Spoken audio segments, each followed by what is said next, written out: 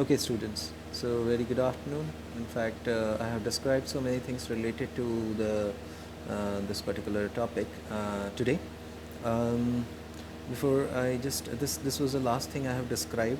On this basis, we'd like to. I have told you about the classification, in which if you are being asked about the structural classification, I have told you that there are simple, there are complex, there are derivatives. So in simple one, you just need to confirm your fats, oils, waxes, right, where you have studied about its simplicity. I mean, there is no actual modifications, no substitutions. When I'm talking about complex one, you can see phospholipids, sphingolipids, that has been also described in the class, glycolipids. So they are a specialized one, they are complex one. And then I have told you about the hormones and vitamins, hormones such as progesterone, testosterone, which are derived from the steroidal derivatives. So, certain fat soluble vitamins, so they are actually the lipid derivatives. While when somebody is asking about the classification on the basis of the reaction, hydrolytic reactions, there are two types. One is saponifiable lipids, one is non-saponifiable lipids. Sorry.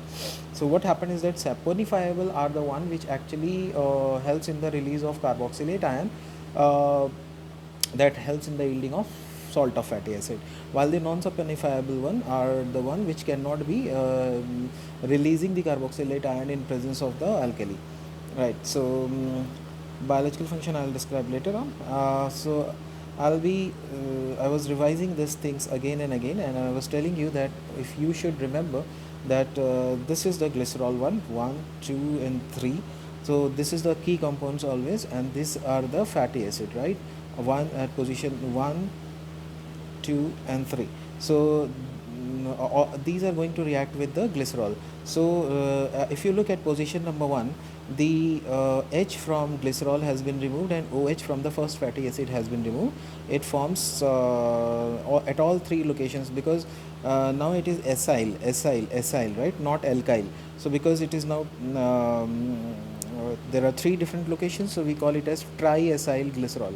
This is actually fat or oil, or we can say this is the same lipid which I have told you in the definition, that lipids are esters of fatty acids and glycerol.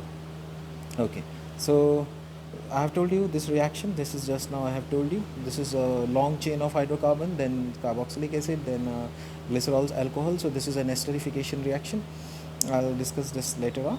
And I have told you about so many different classifications of phospholipids. So if you remember, in case of phospholipid, in place of third fatty acid, there was a esterification with a phosphate molecule which is already attached with an alcohol.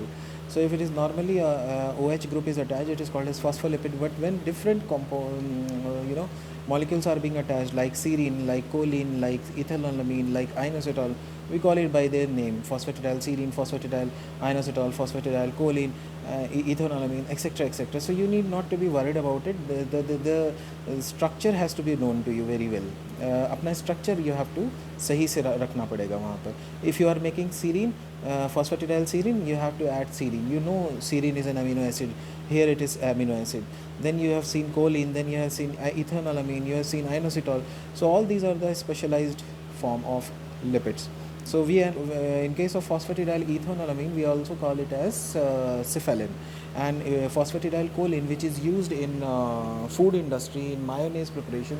In preparation of mayonnaise, you are using phosphatidyl choline. We call it as lecithin. It is a I can say colloidal suspension of oil with water. Okay. Then glycolipid I have already discussed, where you are just replacing the sphingosine. You are replacing one fatty acid and glycerol with sphingosine, and the at third location you are adding a galactose molecule. Here it is. So that is monosaccharide. We call it as riboside. When you are substituting it with the oligosaccharide, we call it as ganglioside, right?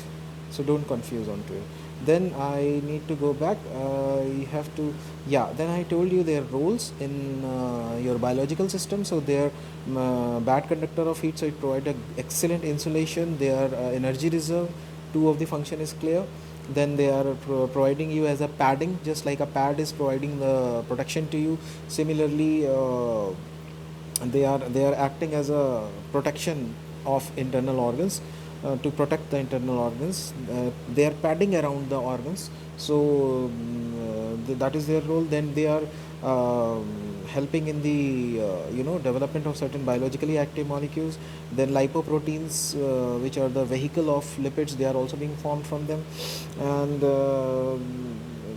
they are dietary lipids is being taken by you in the for nutrition, and they are helping in the providing of essential fatty acid. I'll discuss some more in my next uploading. Thank you.